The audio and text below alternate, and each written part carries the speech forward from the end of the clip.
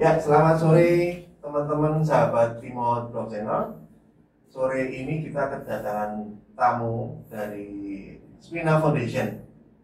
Ada Pak Yasin. Selamat sore Pak Yasin. Selamat sore. Sugeng sonten Mas. Apa kabar tambah ganda sekarang Mas? Alhamdulillah. Masih seperti dulu? Masih seperti dulu, saya masih laki-laki dan masih duduk. Kalau cowok ini. Selamat sore Bu Willy. Selamat sore. Apa kabar hari ini? Laris dagangannya. Alhamdulillah. Nah, ini teman-teman mungkin ingin tahu apa itu sebenarnya, apa itu pergerakannya itu juga mungkin Mbak Willy juga ingin menyampaikan utuh rasanya itu seperti apa ketika sebelum menjadi Spina anggota ya, dan ini. Mungkin dari Mas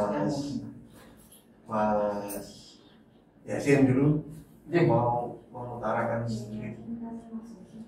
Jadi sebelumnya saya matur nuwun kepada Mas Anton dan Timo Blog Channel yang sudah mengundang kami dari Spina Foundation ya. Namanya keren, tapi artinya sebenarnya sama, kita Yayasan Spina. Nah, Yayasan Spina ini sebenarnya Singkatannya. Oke. Sebelum singkatannya kepanjangan Oh, dari iya. sebuah komunitas ini Mas. Ya. Sebuah komunitas yang kita dirikan 2015 di Jogja, yaitu Spin Motion, Single Parents Indonesia in Motion. Berarti udah 7 tahun ini ya. Ya, 2015 kita dirikan di Jogja sebuah komunitas single parents. Kita fokusinnya ke single parents ya, walaupun single parents ya tahu sendiri ya, rodo, dudo kan gitu. Sing punya anak gitu, walaupun yang tidak punya anak juga ada. Tapi artinya di sini bahwa Spina Foundation ini kemudian adalah lembaga resmi yang memayungi kegiatan-kegiatan Spin Motion sebagai komunitas agar lebih terprogram, agar lebih terfokus. Nah, dari Jogja 2015 itu kami ternyata berkembang karena pengaruh atau dampak dari kita juga melakukan promo melalui medsos, menulis artikel di beberapa website gitu. Ini mulai banyak anggota-anggota yang masuk dari luar Jogja. Sudah berapa sekarang Mas? Dari seluruh provinsi itu dan muncul berapa Spina?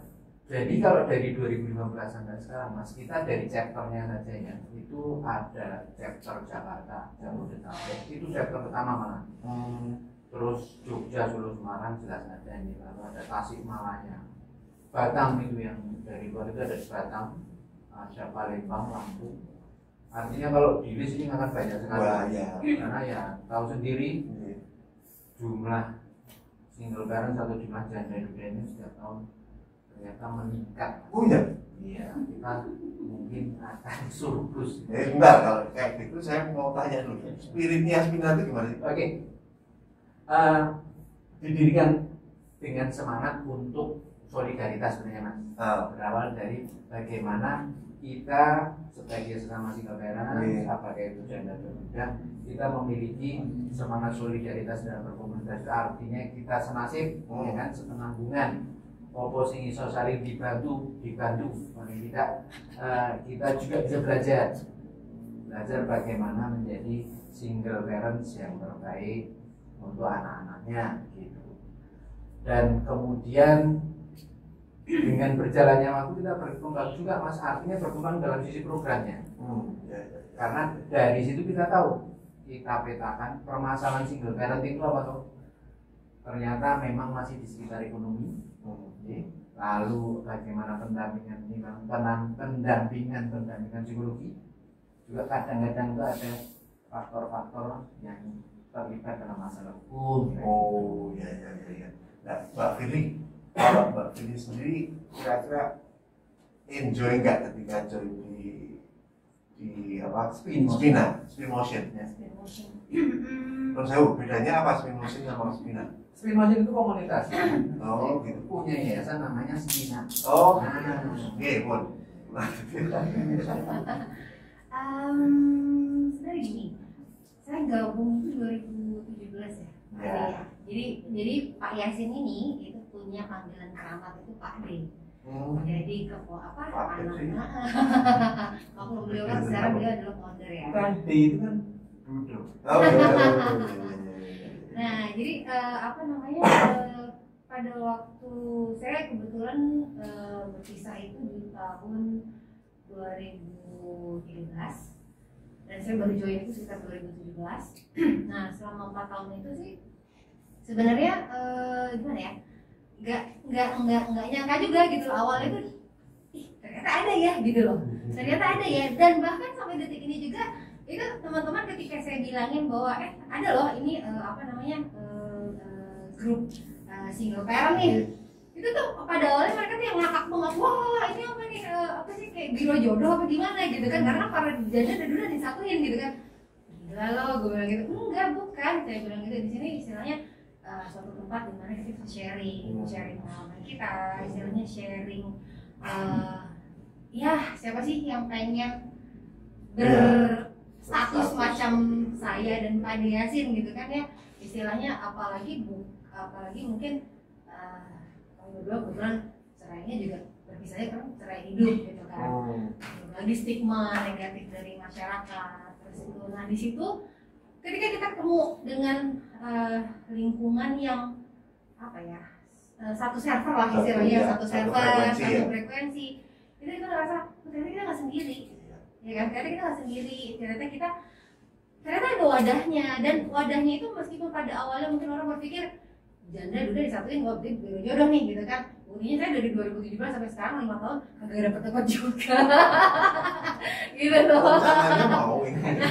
Moga apa karena aku lapar Pak soalnya. Gitu. Iya. Promosi. Mari yang mau. Iya. Oke. Dari awal saya kenal Pak Yasin itu kan nggak berubah-berubah ya. Dari dulu kayak gini. Ya, IQ-nya juga nggak berubah. Itu efek apa ya kira-kira sebelum saya tanyakan gitu, itu anggota termuda usia berapa Mas? Anggota termuda artinya kita begini Mas, kalau kita bicara anggota aja, anggota itu sebenarnya kita cair sekali. Cairnya begini, seperti tadi Vicky sampaikan, ada perbedaan spesifik kalau di administratif pemerintah kita itu kan gitu. Kalau misalnya lihat di KTP janda itu kan ada cerai hidup, cerai mati kan gitu. Nah itu pun itu ada satu fenomena yang berbeda di komunitas kita, bahwa permasalahannya juga agak sedikit berbeda antara janda cerai hidup dan janda cerai mati kan gitu. Terus konteks anggota kita sebenarnya terbuka, artinya ini bukan hanya khusus bagi para single parents, tapi juga bagaimana mitra-mitra kita yang ingin masuk ke dalamnya untuk bersolidaritas juga, untuk berempati juga. Jangan salah loh, kita ada anggota psikolog masuk, ada lawyernya juga masuk.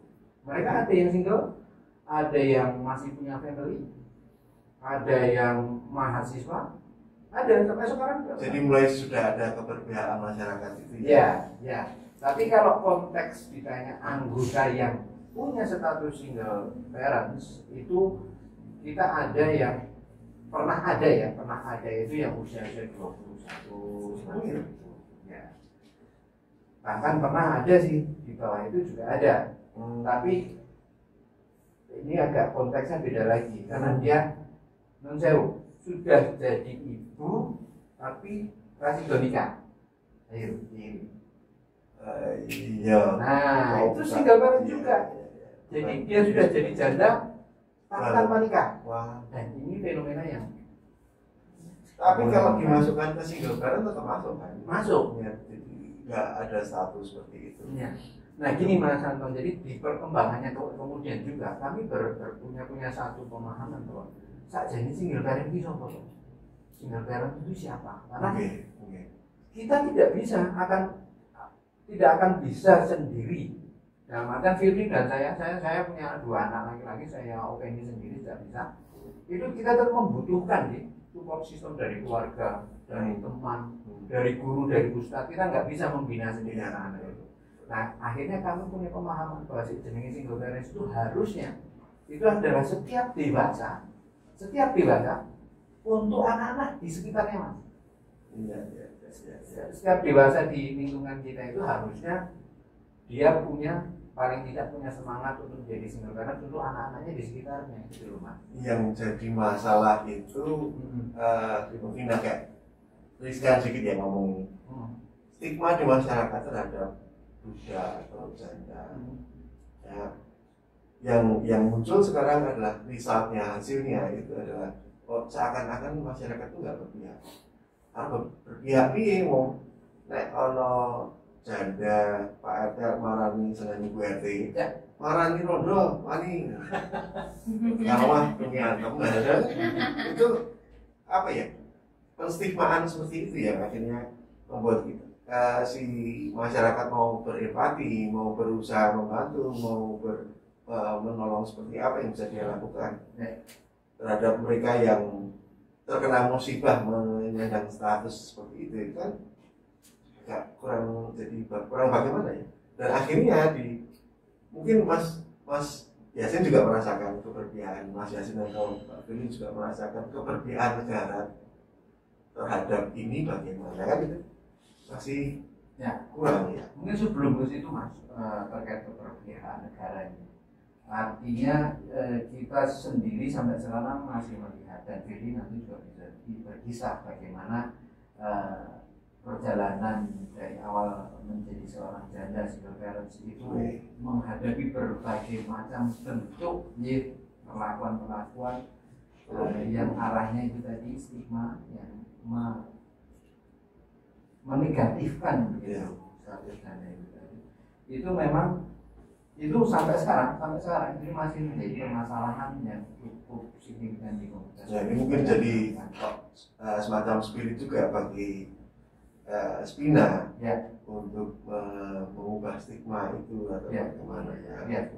Makanya kami di komunitas itu selalu mensiarkan kabar untuk bagaimana bersolidaritas, berempati, empati, solidaritas, respek dan empati. Itu pendekatannya di antara kami. Tapi kami sebenarnya juga menghimbau kepada masyarakat luas siapapun itu.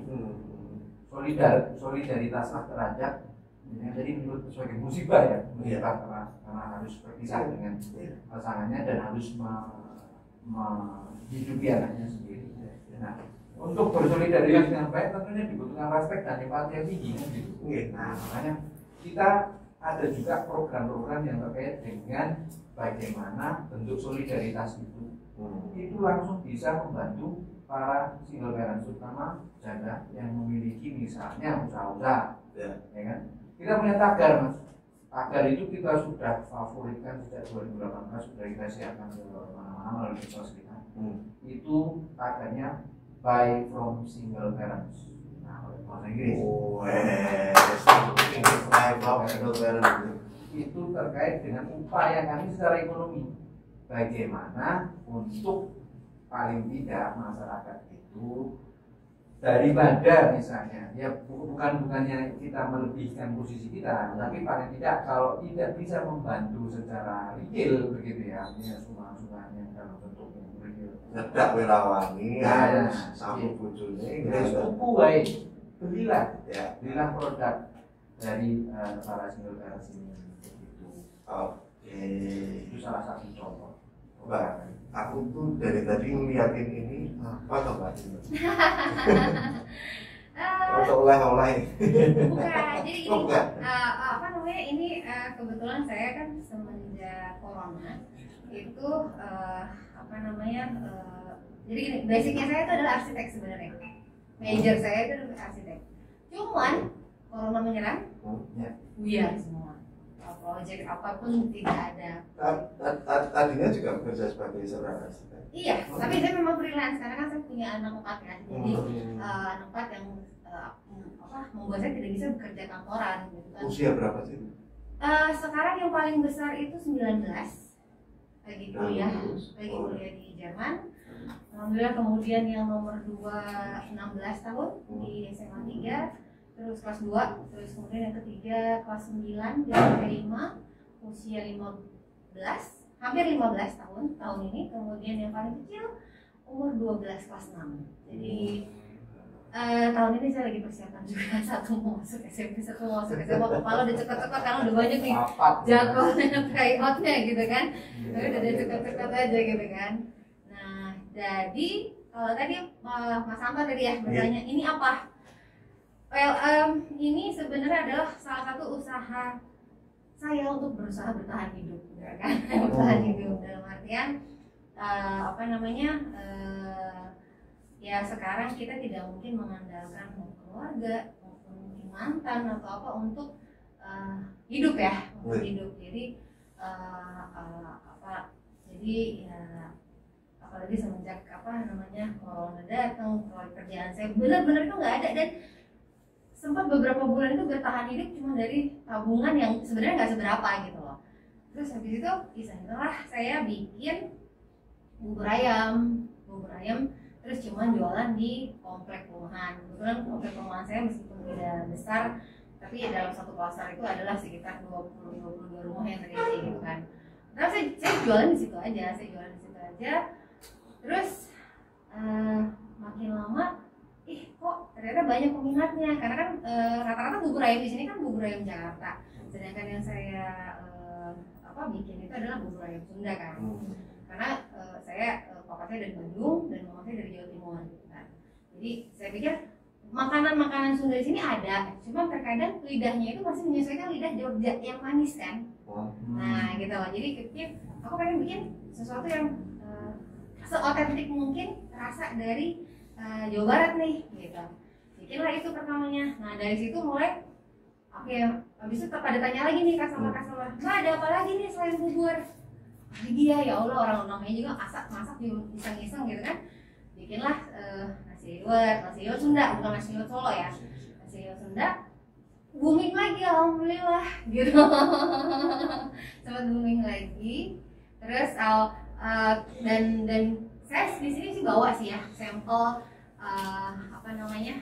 salah satu mulai gemeter lah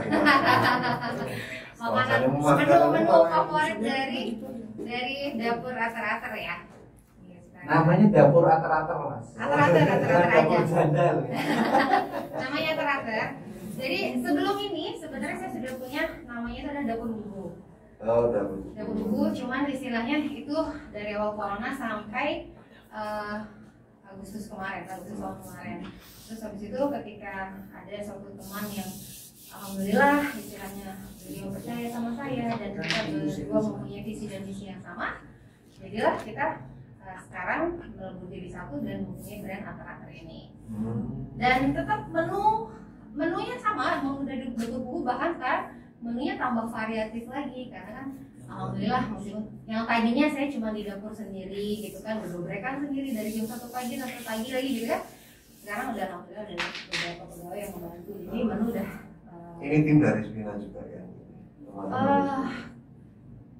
Kebetulan enggak sih ya gitu loh, gitu kan. Jadi ya